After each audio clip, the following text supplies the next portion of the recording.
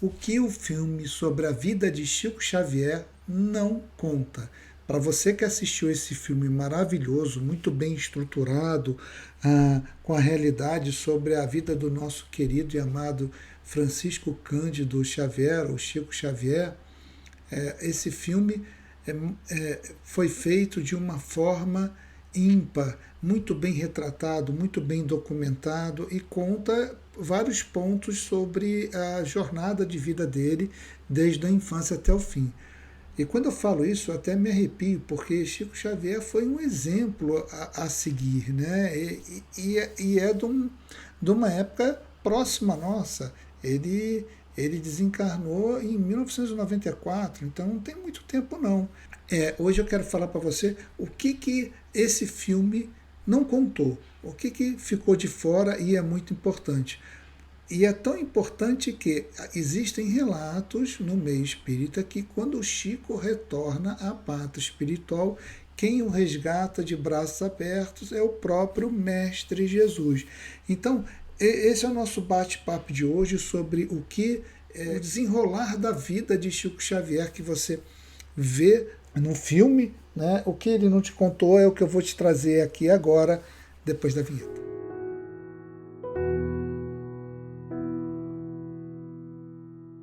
Falar de Chico me deixa emocionado, meu coração acelera, me deixa arrepiado, porque me traz lembranças maravilhosas. Eu, na verdade, eu comecei com a doutrina espírita, eu tinha mais ou menos 20, 21 anos de idade, e eu venho de uma família totalmente católica por parte de pai e de mãe, ninguém é espírita na minha família, eu fui o pioneiro, até onde eu sei, mas essa parte da doutrina espírita, ela entrou, eu fui apresentado através de alguns romances de uma russa Vera, alguma coisa, são romances Abadia dos Beneditinos, são romances muito legais de ver, não são muito fáceis de achar não, mas são bem antigos, era uma grande médium, mas aí logo depois na sequência, eu fui apresentado aos romances do Chico Xavier, romances maravilhosos. E aí depois eu comecei a ler todo o Pentateuco Kardeciano, a estudar o Livro dos Espíritos, o Livro do Médiuno e por aí vai. E não é fácil você ler e estudar isso, né? É bem maçante. Mas você lê um romance, como você aprende? Tá? E aí quando eu fico pensando no Chico Xavier, como esse vídeo de hoje que eu estou trazendo aqui para você, me deixa profundamente saudoso, emocionado, porque o tempo era muito bom. Aliás, por volta de 2000, 2001, eu não morava mais no Rio de Janeiro, eu morava em outra cidade, e aí eu fundei um centro espírita, ajudei a fundar, junto com um grupo pequeno de pessoas, eram eu, a minha esposa e mais duas pessoas, nós fundamos um centro espírita, e eu chamava Centro Espírita Francisco Cândido Xavier Casa da Luz. E a turminha que começou a frequentar chamava carinhosamente do Centrinho. Oh, vamos lá no Centrinho. Foi uma época maravilhosa, mas eu fiquei lá presidindo por 2 anos e a vida que segue seguiu num rumo totalmente diferente.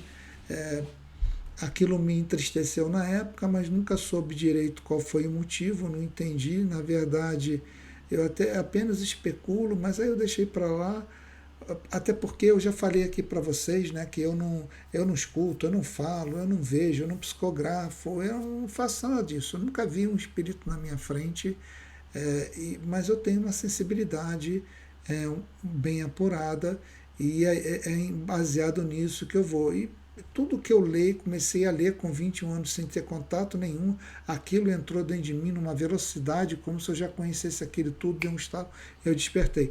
Mas vamos deixar isso para lá, porque o foco aqui, o outro foco é a gente falar sobre a importância do Chico Xavier no movimento espírita aqui no Brasil e no mundo. Chico escreveu 412 obras e a gente tem um movimento espírita antes do Chico Xavier e após o Chico Xavier.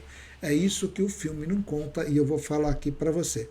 Mas para a gente poder entender muito bem sobre isso, quero pedir um tempinho da sua atenção para a gente poder falar um pouco sobre a, como surgiu a doutrina espírita, né? A gente precisa conhecer um pouco, né, dessa história, caso você não conheça. É muito importante, é muito interessante para conhecer. Eu tenho umas colinhas aqui que eu de vez em quando eu vou lendo, porque eu não sou muito bom de data, de números assim, não. Sem ter minhas anotações, não vai.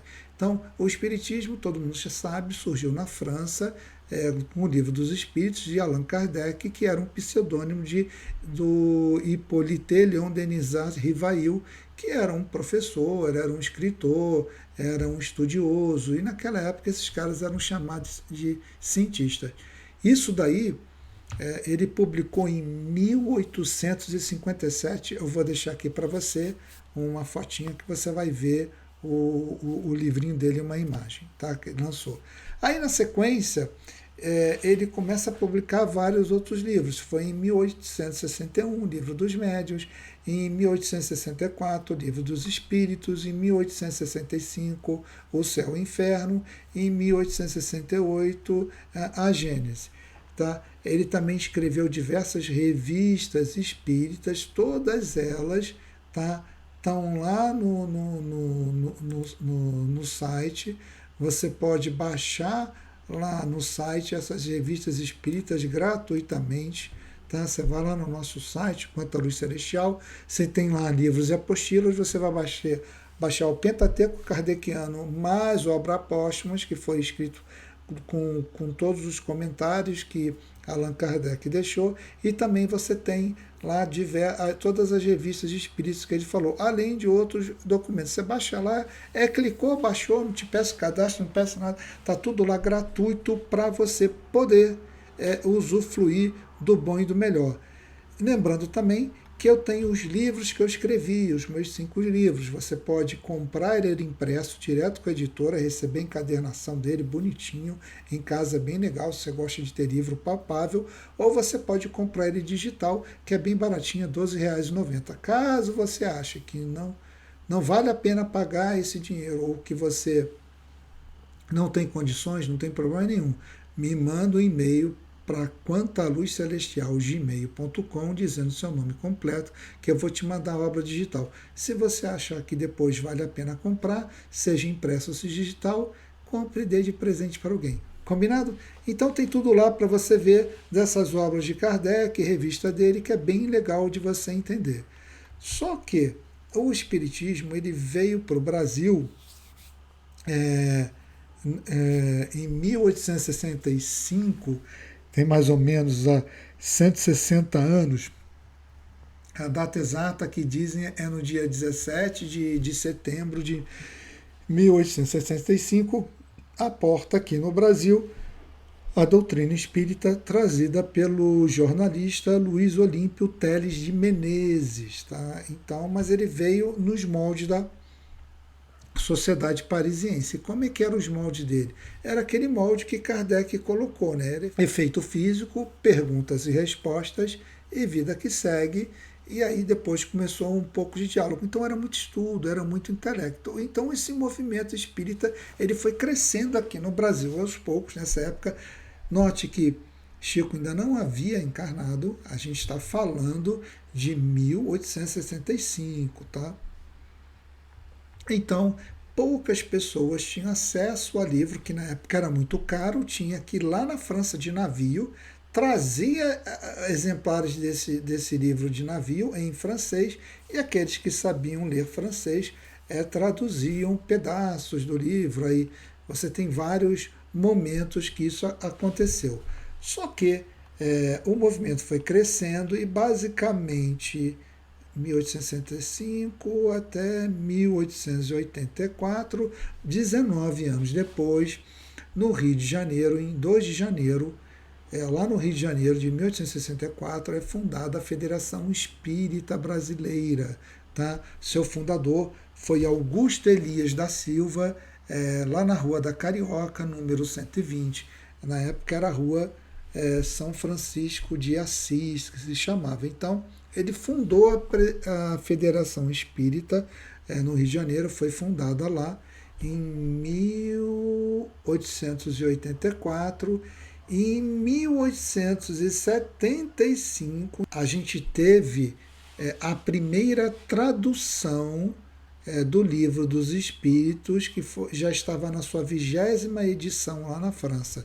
Então você percebe que quando a gente começa a colocar a data histórica, o Livro dos Espíritos só foi traduzido por uma editora em português quando já estava na 20ª edição na França. Ou seja, demorou aí um bom tempo para a gente ter isso. E isso que impulsionou, logo depois, foi impulsionando a Federação Espírita. E o interessante é que a primeira pessoa a receber esse livro traduzido foi o nosso querido e amado Dr. Bezerra de Menezes, o médico dos pobres, aonde você vai encontrar muita centro espírita, porque ele foi de tanta luz, tem até o filme dele que eu sugiro você assistir. Ele foi de tanta luz que hoje já tem até uma falange, ele não precisa mais reencarnar. Então, em 1875, Dr. Bezerra de Menezes recebeu um exemplar desse, uma dedicatória de outro médico amigo dele, Dr. Joaquim Carlos Travasso.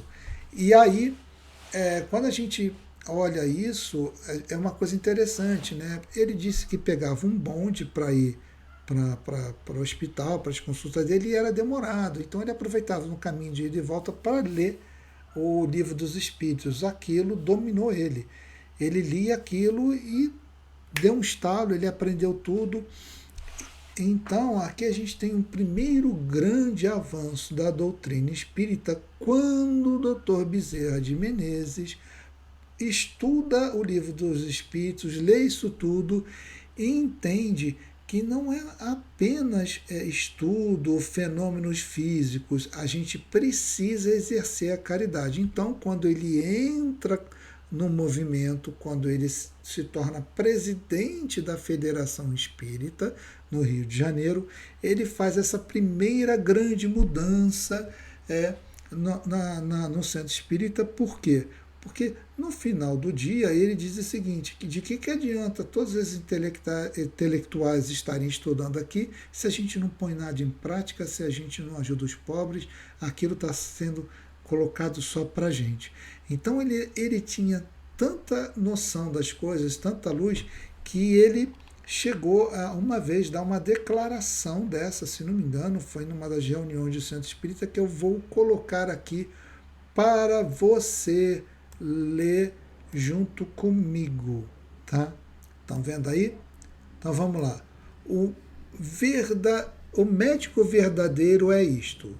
Palavras do Dr. Bezerra de Menezes, você encontra, se não me falha a memória, no filme fala vários pontos desses. Não tem o direito de acabar a refeição, de escolher a hora, de inquirir se é perto ou longe. O que não acode por estar com visitas, por ter trabalhado e achar-se fatigado, ou ser alta à noite o mau caminho e o tempo, ficar perto ou longe do morro, que sobretudo pede um carro a quem não tem com quem pagar a receita, ou diz a quem lhe chora na porta que procure outro. Esse não é médico, é negociante da medicina que trabalha para recolher capital e juros dos gastos da formatura.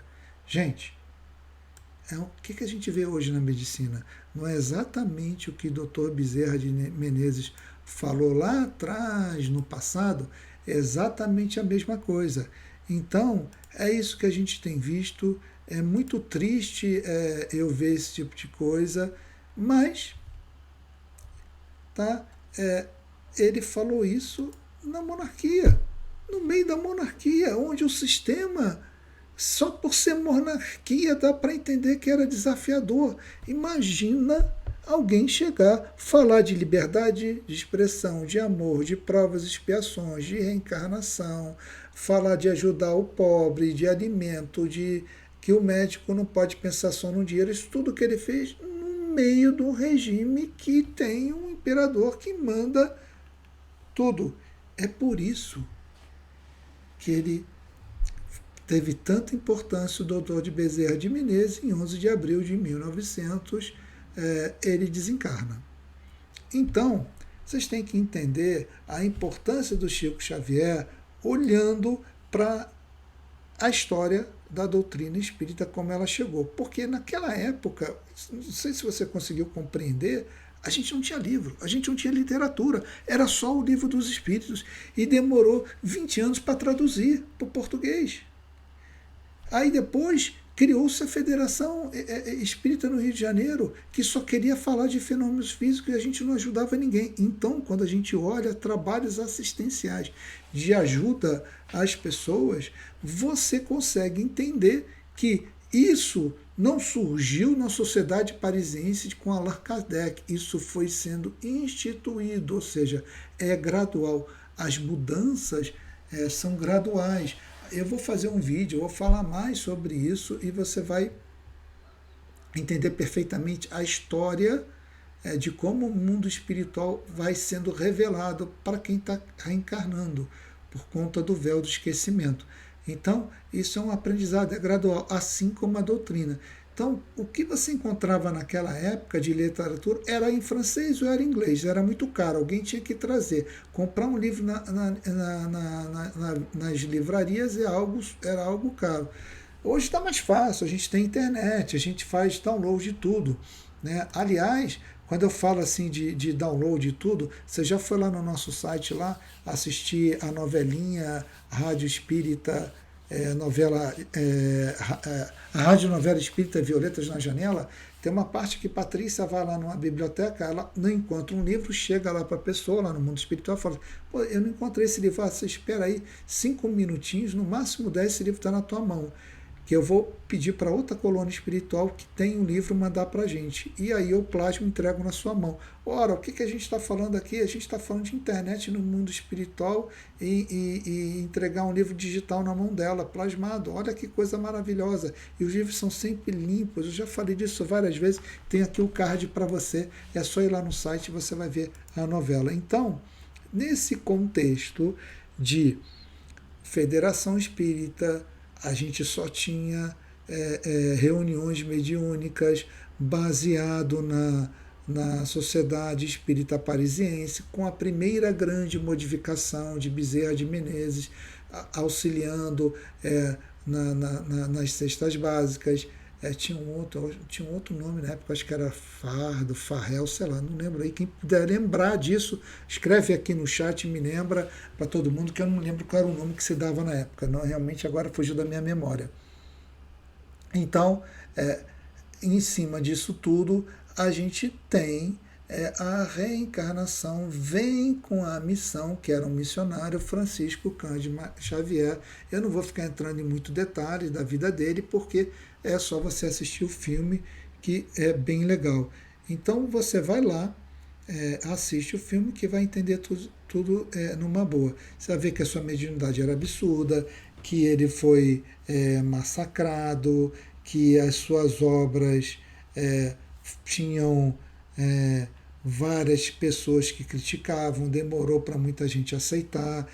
O modelo de socorro que a gente tem de atendimento fraterno na reunião mediúnica, de atendimento privativo, da gente ter tratamento de desobsessão, da Casa Espírita abrir para fazer palestras, para falar para os espíritos, para os sofredores, quem está todo mundo lá.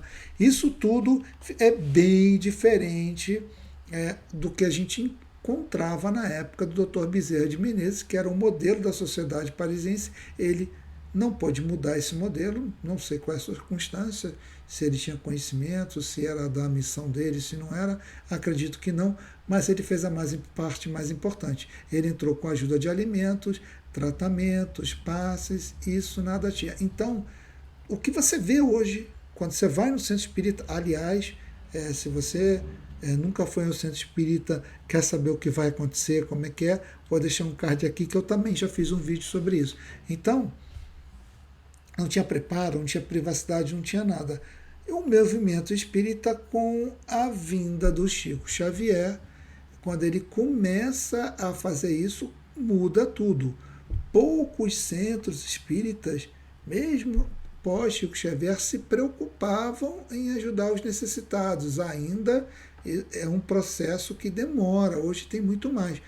E eu me lembro que eu morava numa outra cidade, eu ia lá num centro filiado à Federação Espírita, eles não ajudavam nada não. Eles simplesmente fazia lá, você fazia o estudo, que é o ESD, né, que é o ensino é, da doutrina espírita sobre o cabedal da, das pessoas que foram formadas na Federação Espírita. Eu acho bem legal, bem bacana, mas é um estudo, né, palestras, é uma coisa, um círculo fechado, tá?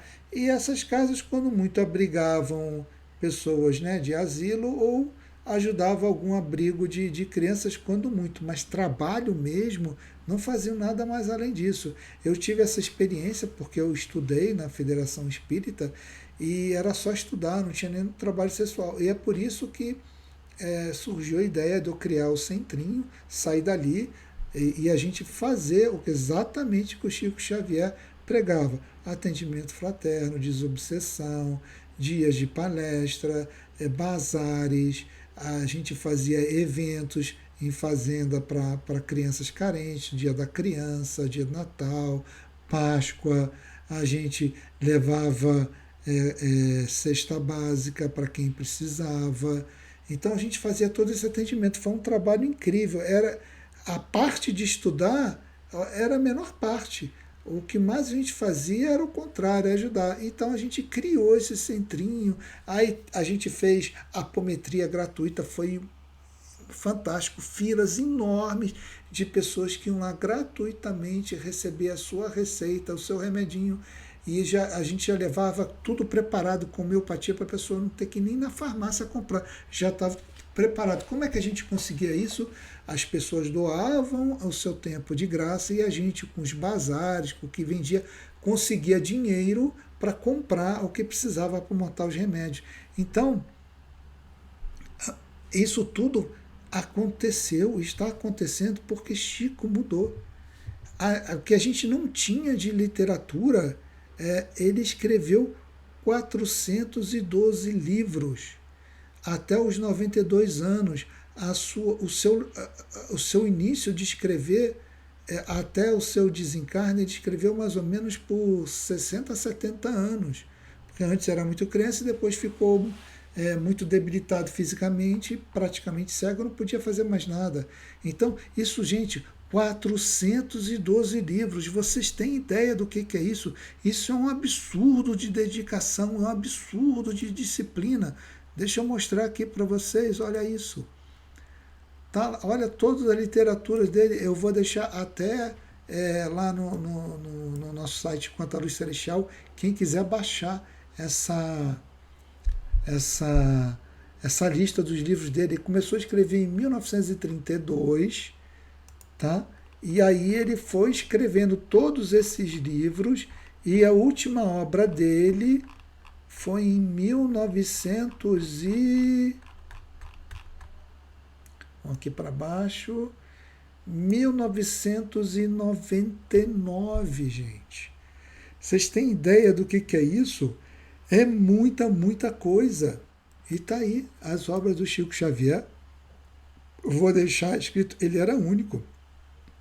Gente, pensa no médium, tinha vidência, audiência na infância. Ele via, escutava os espíritas que ele não conseguia nem distinguir o que era encarnado e o que era desencarnado.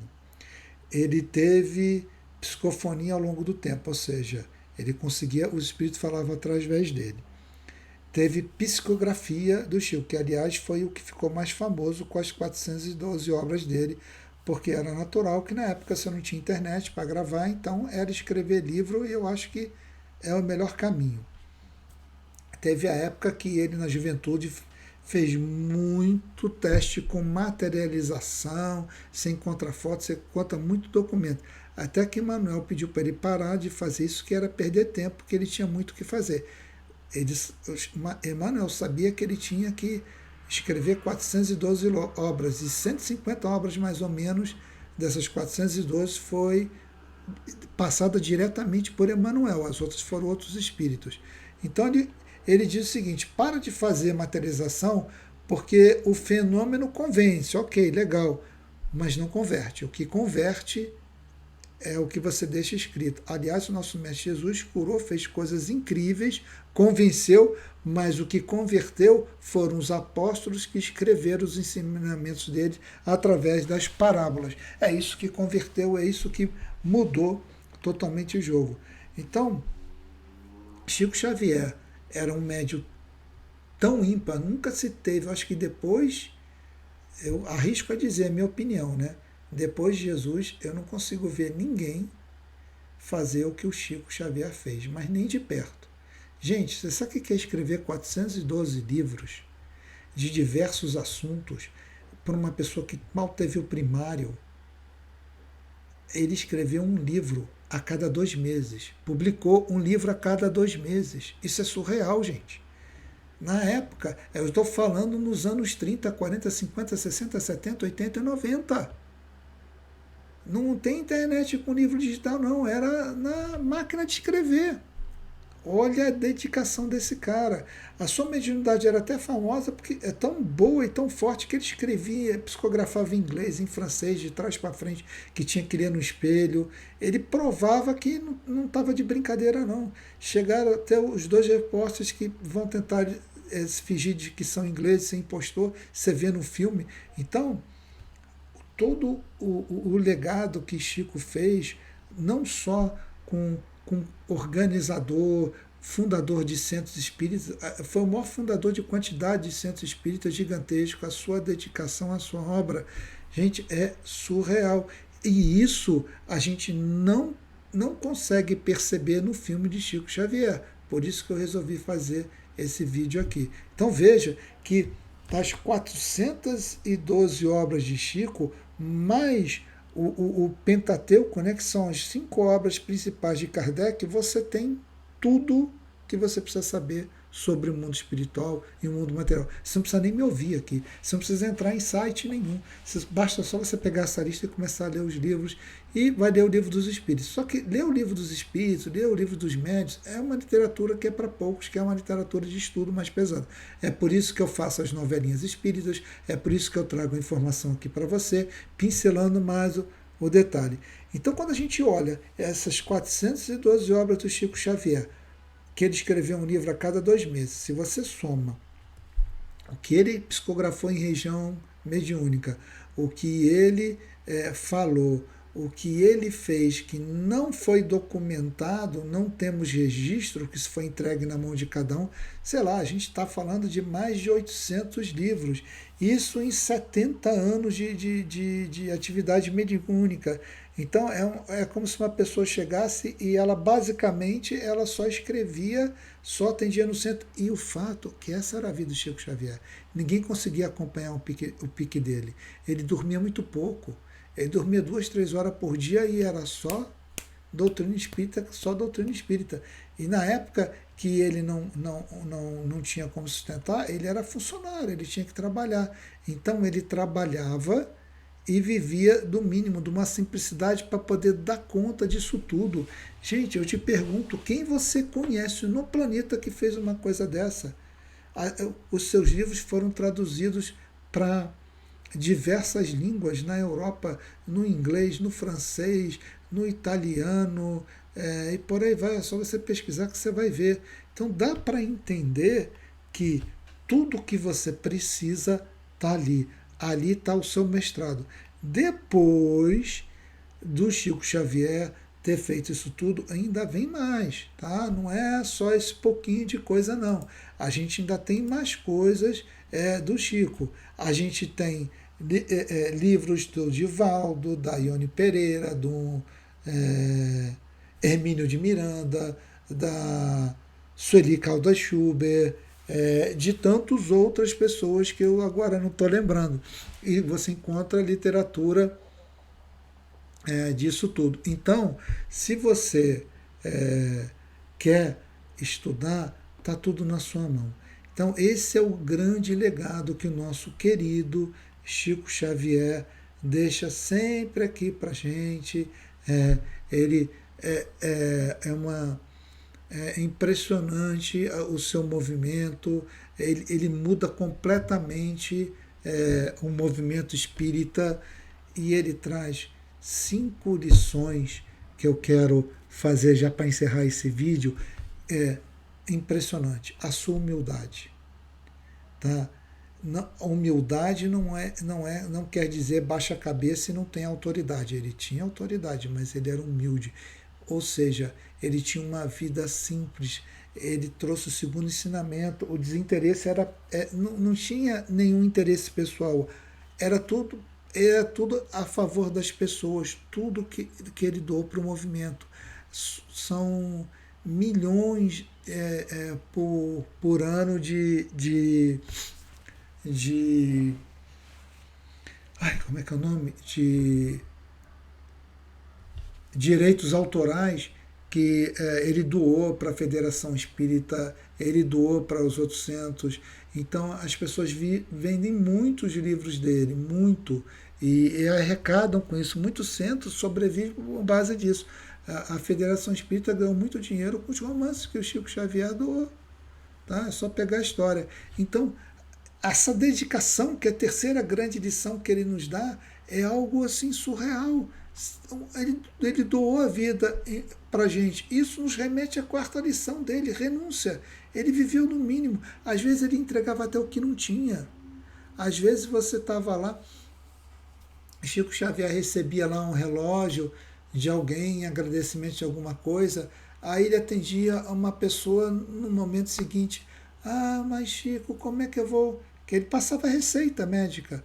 Ah, Chico, como é que eu vou tomar os remédios se eu não tenho relógio? Ah, minha filha, ele puxava do bolso. O relógio está aqui para você. Então, repare que as coisas todas eram conectadas. Chico lia todas as cartas, ele tinha uma mediunidade absurda.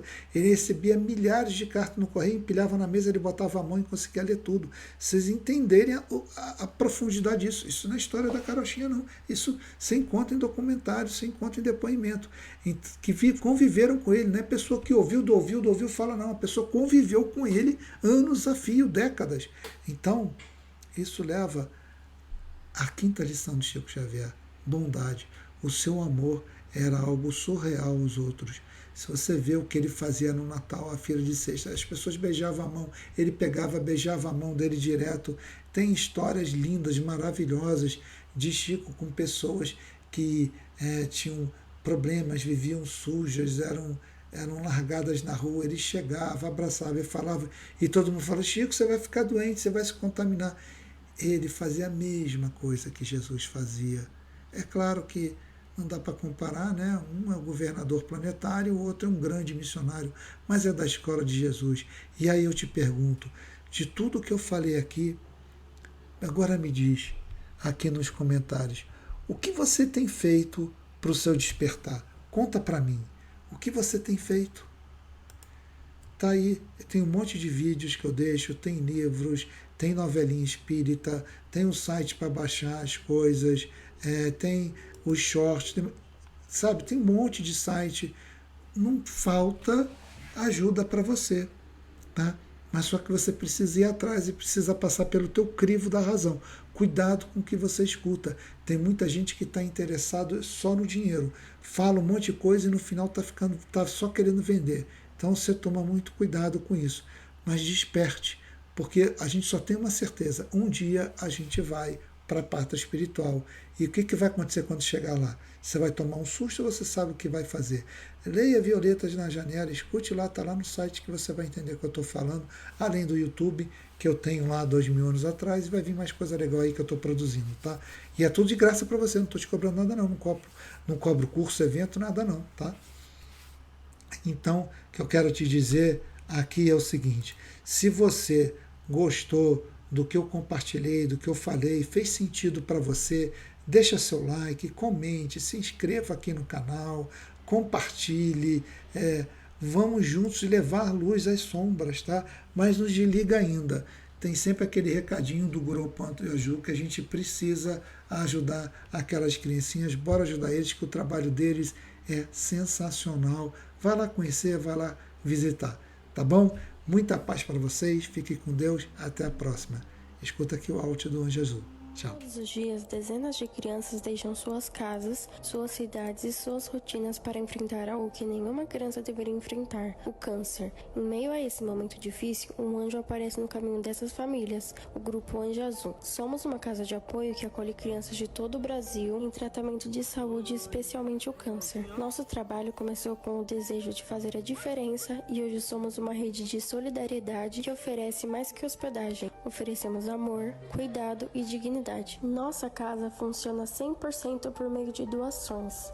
Acolhemos hoje 14 famílias oferecendo hospedagem, alimentação, transporte para hospitais, apoio psicológico e, acima de tudo, um lar temporário onde as crianças e suas famílias se sentem seguras e amparadas. Cada detalhe é pensado com carinho, desde os quartos até os brinquedos, as refeições, os voluntários e o acolhimento diário. Tudo o que fazemos é possível graças à solidariedade de cada um que nos ajuda a transformar vidas. Na Casa Anjo Azul, a esperança ganha vida. Com você ao nosso lado, podemos continuar transformando medo em coragem e solidão em amor. Junte-se a nós e venha fazer parte dessa corrente. Juntos somos mais fortes.